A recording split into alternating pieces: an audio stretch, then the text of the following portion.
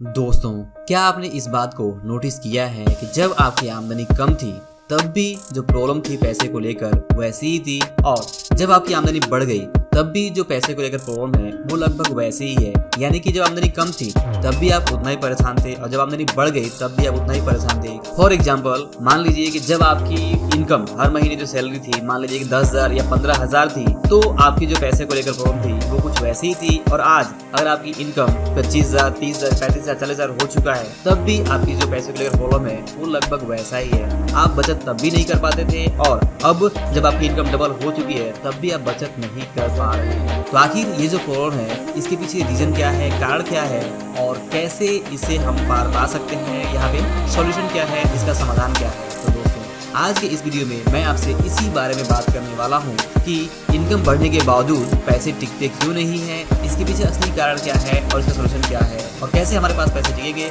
कैसे हमारे अकाउंट कभी खाली नहीं होंगे। तो दोस्तों, बात करें इस प्रॉब्लम के बारे में तो यकीन मानिए कि ये सिर्फ आपकी प्रॉब्लम नहीं है, बल्कि हम में ज़्यादातर लोगों का, यानी ये कहें कि 80% से ज़्यादा लोगों के साथ यही प्रॉब्लम है।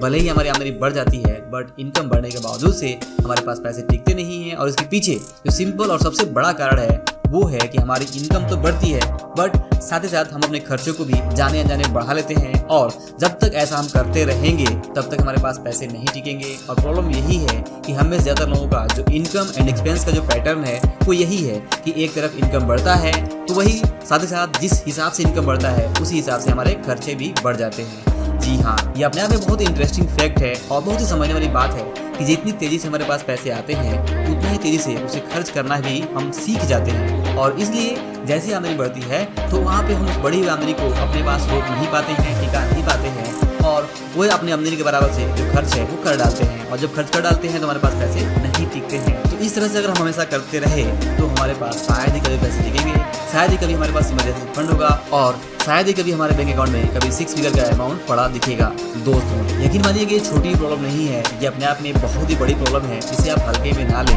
ये फाइनेंशियल एजुकेशन का एक बहुत ही इंपॉर्टेंट पार्ट है कि आप इस बात को समझें कि क्यों ऐसा होता है, क्यों आमदनी बढ़ने के बावजूद से भी हम ज्यादा बचत नहीं कर पाते हैं और हम पैसे को लेकर उतने ही परेशान रहते हैं जितना हम पहले थे। जैसे मैंने पहले आपको एग्जांपल दिया कि होता ये है कि जब हमारी इनकम कम होती है, मान लीजिए कि अगर हम 10 से 15,000 रुपये हर महीने कमा रहे हैं तो हम ये सोचते हैं कि जब हमारी इनकम 25,000 या 30,000 रुपये पर मंथ हो जाएगी तो मजा आ जाएगा, सब कुछ बहुत अच्छा हो जाएगा।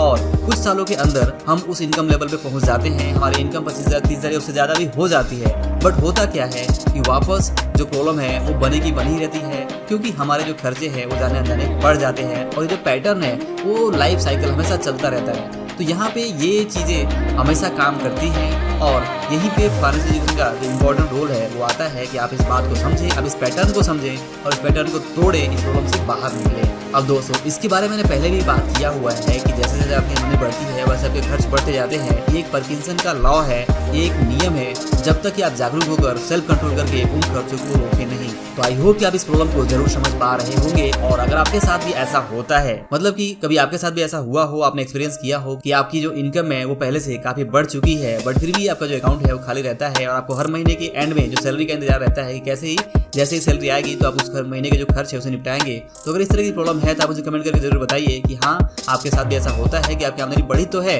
बट जो प्रॉब्लम है वो वही की वही है। तो दोस्तों, आई होप कि आप समझ पा रहे होंगे कि प्रॉब्लम क्या है। अब बात करें कि इसका सॉल्यूशन क्या है, इसका समाधान क्या है। तो यहाँ पे जो सबसे पहला कारण था, जैसे मैंने डिस्कस किया आपको, हमारे जो खर्च करने की आदतें हैं, जो स्पेंडिंग हैबिट है, जो पैटर्न है, वहीं पे सबसे बड़ी प्रॉब्लम है कि जैसे जैसे हमारी इनकम बढ़ती है तो हम अपने खर्चों की जो हैबिट है उसे भी बढ़ा लेते हैं। तो यहाँ पे सबसे पहले हमें उसे ही कंट्रोल करना होगा, हमें अपने खर्चों पे लिमिट लगानी होगी, हमें अपनी आदतों को, अपने खर्च करने की जो हैबिट्स है उसे बदलना होगा, और हमें जागरूक रहना होगा कि हम किस चीज़ पे कितना खर्च कर रहे हैं और हमें कितना खर्च करना चाहिए था, और कैसे अगर हम ज़्यादा खर्च करने लगे तो हमारे पास पैसे नहीं टिकेंगे। तो जब हम जागरूक रहेंगे अपने खर्चों को लेकर तो अगर हमारी इनकम बढ़ती है तो वहाँ पे हम अपने खर्चों पे ज़रूर लिमिट लगा पाएंगे, कंट्रोल रख पाएंगे, और जब कंट्रोल बनाएंगे तो वहाँ पे जो हमारी आमदनी है उसमें से जो एक्स्ट्रा सेविंग हम कर सकते हैं और उस सेविंग का प्रॉपर तरीके से इन्वेस्टमेंट करके जो भी हमारे फाइनेंशियल गोल है उसे पूरा कर सकते हैं। अब दोस्तों, यहाँ पे दूसरा कारण ये आता है कि जो बचत के तरीके हैं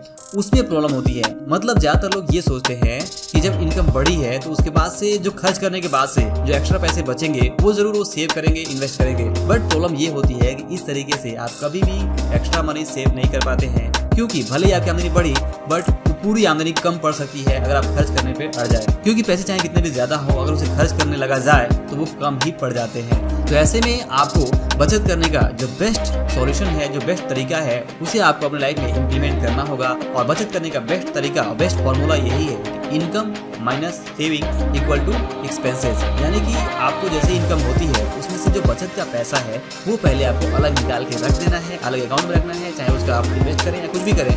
बट जैसे आपको इनकम होती है तो उसमें से जो बचत का पार्ट है, चाहे वो 10% हो, 20% हो, 30% हो, 40% हो, वो आपको अलग रख देना है। और जो पैसे बच जाते हैं पीछे, उनसे ही आपको अपने खर्चों को निपटाना है। उसके बाद से आप चाहे जो खर्च करना है करें, बट क्योंकि आपने पहले ही बचत का जो पैसा है वो निकाल दिया तो यहाँ पे आप जरूर बचत कर पाएंगे। इसके बाद तीसरा कारण जिसकी वजह से हमारी इनकम बढ़ती है बट हम पैसे नहीं बचा पाते हैं, वो है नियमित बचत यानी कि रेगुलर सेविंग में अनुशासन की कमी, डिसिप्लिन की कमी। जी हाँ, हमें ज्यादातर लोग हमेशा अनुशासित नहीं होते हैं। हम कुछ महीने रेगुलर बचत तो कर लेते हैं, जैसे 5 महीने, 6 महीने, 8 महीने हमने बचत किया, बट वापस से कोई एक सेल लगा, कोई एक हमारे पास कोई ऑफर आया कि यहाँ पे इतना 10%, 20%, 30% डिस्काउंट चल रहा है, आप ये नया गैजेट ले लो, नया टीवी ले लो, नया मोबाइल ले लो, नया लैपटॉप ले लो। तो इस तरह की कुछ चीज़ें आती हैं तो हम वहाँ पे उस सारी सेविंग को खर्च कर डालते हैं और वापस से वहीं आ जाते हैं जहाँ से हमने शुरुआत की होती है। तो यहाँ पे हमें अपने आप पे अनुशासन करना लगाना होगा और जो भी हमारी खर्च की हैबिट है या जो भी हमें चीज़ें खरीदनी है उसे लेकर हमें काफ़ी अनुशासित रहना होगा। और हमें यूं ही अपने बचत के पैसे को खर्च नहीं करना है, बर्बाद नहीं करना है, बल्कि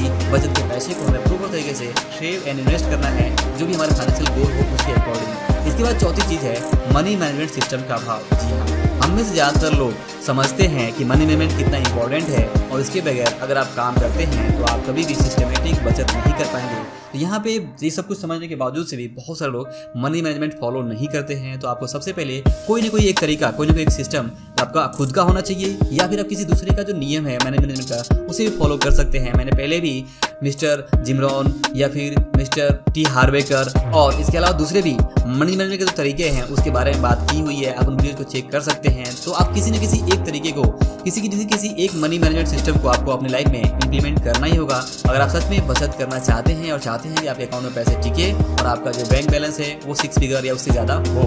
और दोस्तों, इसके बाद बात करें 5वें कारण की, तो वो होती है कि हम में से ज़्यादातर लोगों के पास कोई फाइनेंशियल गोल रिटन नहीं होता, क्लियर नहीं होता, निश्चित नहीं होता, डेफिनेट नहीं होता।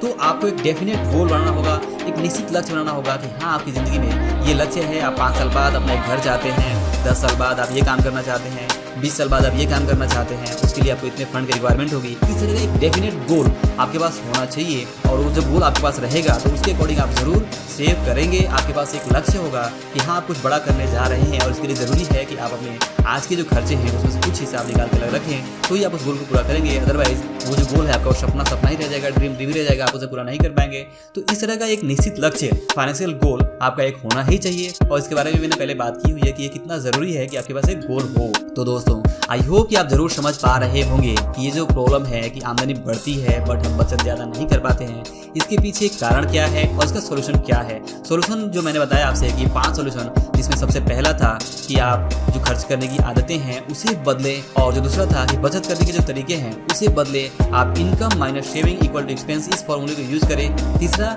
नियमित बचत यानी रेगुलर सेविंग में आप अपने आप को अनुशासित करें। और चौथा, कोई ना कोई एक मनी मैनेजमेंट सिस्टम बनाएं और उसको फॉलो करें। और पांचवा, आपके पास एक निश्चित आर्थिक लक्ष्य, एक डेफिनेट गोल जरूर होना चाहिए। तो दोस्तों, आई होप कि ये जो वीडियो है आपके लिए जरूर हेल्पफुल रहा होगा। अगर वीडियो हेल्पफुल रहा हो, आपको काम का लगा हो, तो इसे लाइक और शेयर जरूर करें। अंत में इस वीडियो को देखने के लिए और हमारे साथ जुड़ने के लिए आपका दिल से बहुत बहुत धन्यवाद।